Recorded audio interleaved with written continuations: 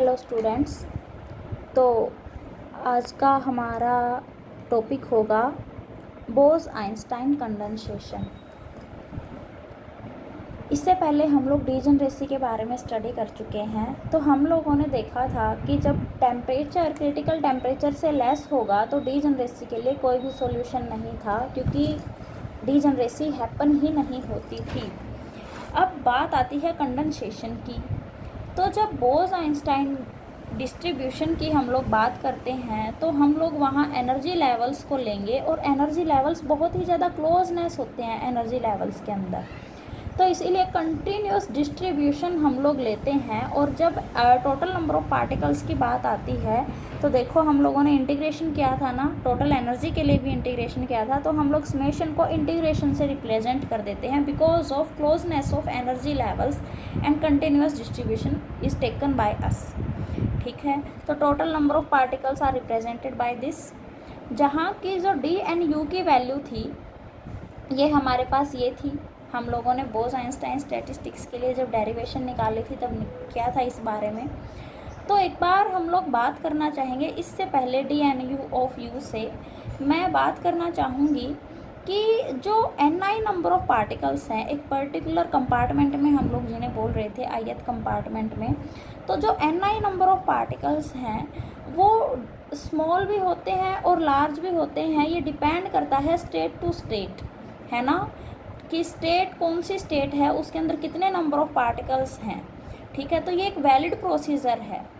तो जब low temperature की बात आती है, लो टेम्परेचर पर, ठीक है, किस पर, लो टेम्परेचर पर, तो जो नंबर ऑफ पार्टिकल्स जिनकी की एनर्जी लो है, लार्ज नंबर ऑफ पार्टिकल्स हैं अगर ऐसे जिनकी की एनर्जी लो है, वो सारे के सारे ग्राउंड स्टेट में एग्जिस्ट करेंगे।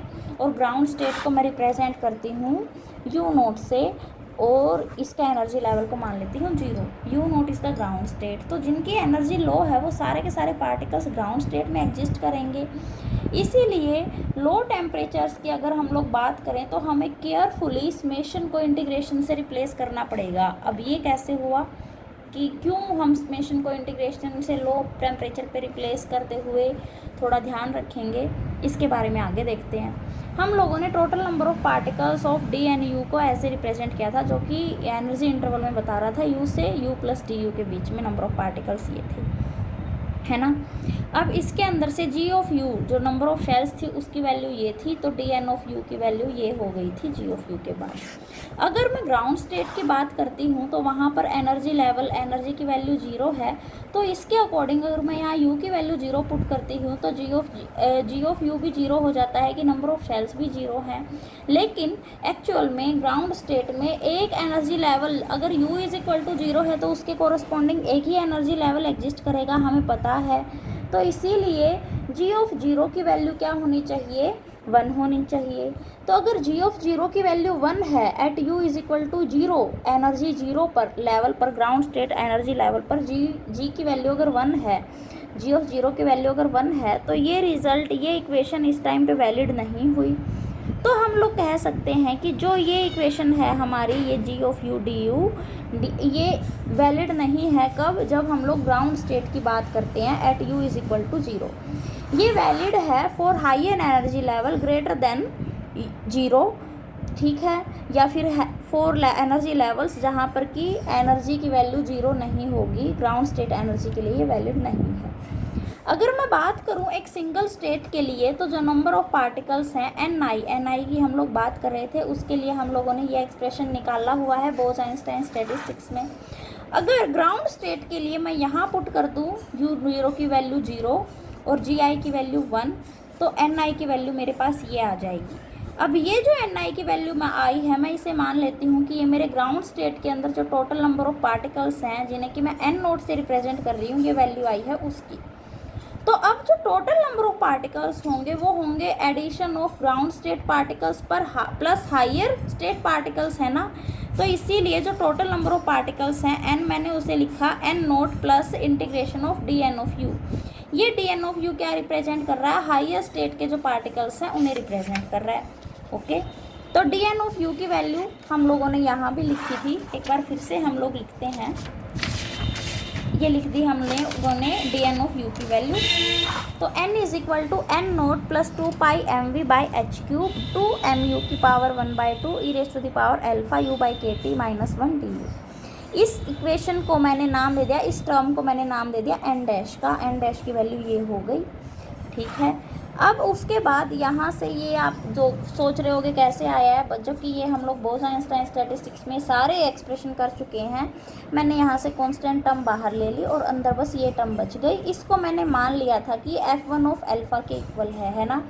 f1 ऑफ अल्फ़ा की वैल्यू कैसे आई थी ये, क्योंकि हम लोगों ने u को किसके इक्वल मान लिया था, x के, ठीक है। तो यहाँ से अगर u बाई के टी को x के इक्वल मान लिया जाए u बाई के टी को, तो हमारे पास ये इक्वेशन f1 ऑफ अल्फ़ा ये था। तो यहाँ से हम लोगों ने जब इसे सोल्व किया था इस एक्सप्रेशन को, अभी मैं एक्सप्लेन नहीं करूँगी बिकॉज ऑलरेडी डिस्कस्ड।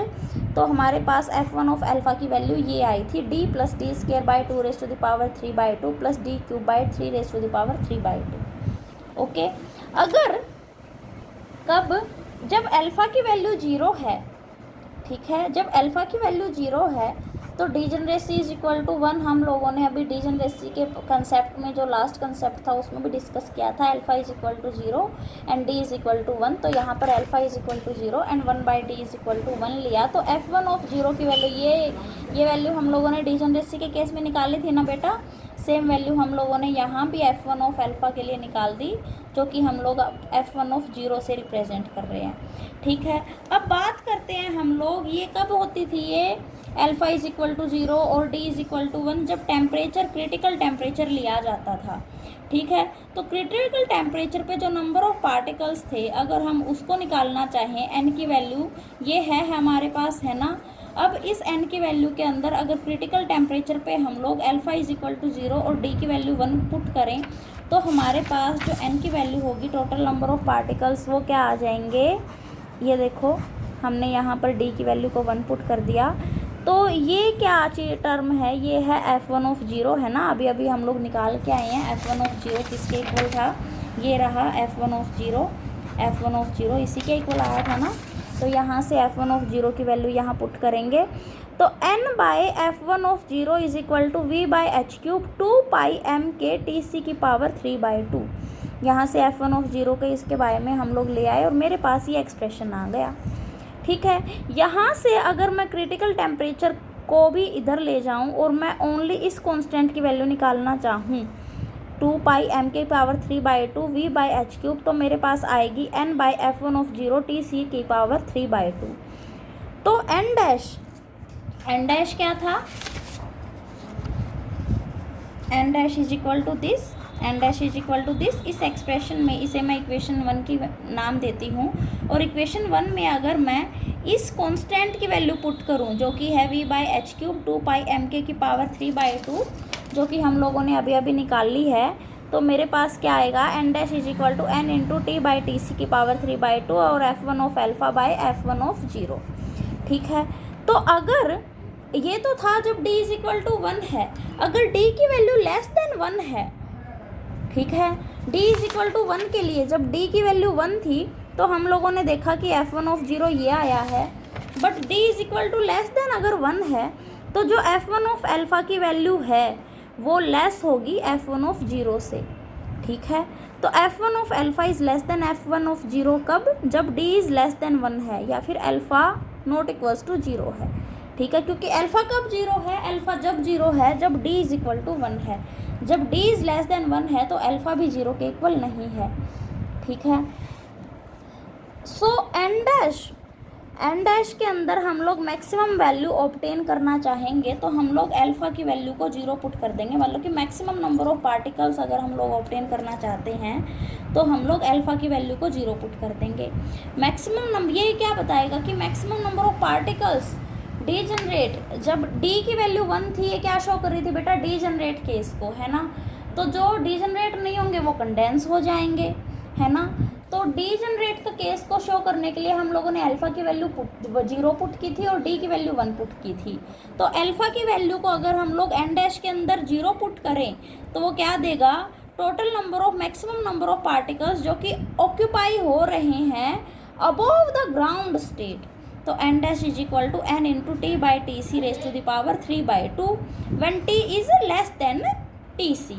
ठीक है, अब जो पार्टिकल्स बचे ये तो आ गए अबोव द ग्राउंड स्टेट, तो पार्टिकल्स थे टोटल n में से अगर मैं n डैश को अबोव पार्टिकल्स को सब्ट्रैक्ट कर दूँ तो मेरे पास आ जाएगा ग्राउंड स्टेट के पार्टिकल्स जो कि n नोट हैं, तो ये मेरे पास आ जाएगी ग्राउंड स्टेट ऑफ पार्टिकल्स की ये वैल्यू। ठीक है, तो अब अगर मैं ग्राफ प्लॉट करना चाहूँ, ये क्या आ गए बेटा मेरे पास ग्राउंड स्टेट के पार्टिकल्स। ठीक है, n नोट। अगर मैं ग्राफ प्लॉट करना चाहूँ n by n naught fraction of particles above the ground state and below the ground state. ठीक है, तो और इसका with corresponding to the ratio of fraction of temperature T by T C, तो मुझे ये ग्राफ देखने को मिलेगा। n बाई n नोट को मैं लेती हूँ अलोंग y एक्सिस और T बाई टी सी को मैं लेती हूँ अलोंग x एक्सिस। ठीक है, तो n by n naught fraction of particles condensed in the ground state for t is less than T C, कि जब t की वैल्यू टी सी से लेस है तो जो n by n naught fraction of particles हैं वो सारे के सारे कंडेंस हो गए ग्राउंड स्टेट में। अबव द ग्राउंड स्टेट जाके तो वो सारे के सारे डीजनरेट केस के अंदर आ जाएंगे, है ना। और at T C is the minimum temperature जहाँ से डीजनरेसी स्टार्ट होती है, तो टी सी से लेस के टेम्परेचर पर क्या होगा, कंडेंसेशन एग्जिस्ट करेगी। तो दैट इज, ये हमारा कंडेंसेशन का टॉपिक भी यहाँ ख़त्म होता है। अगर आप लोगों को कोई डाउट हुआ तो हम लोग क्लास में डिस्कस कर लेंगे। Thank you.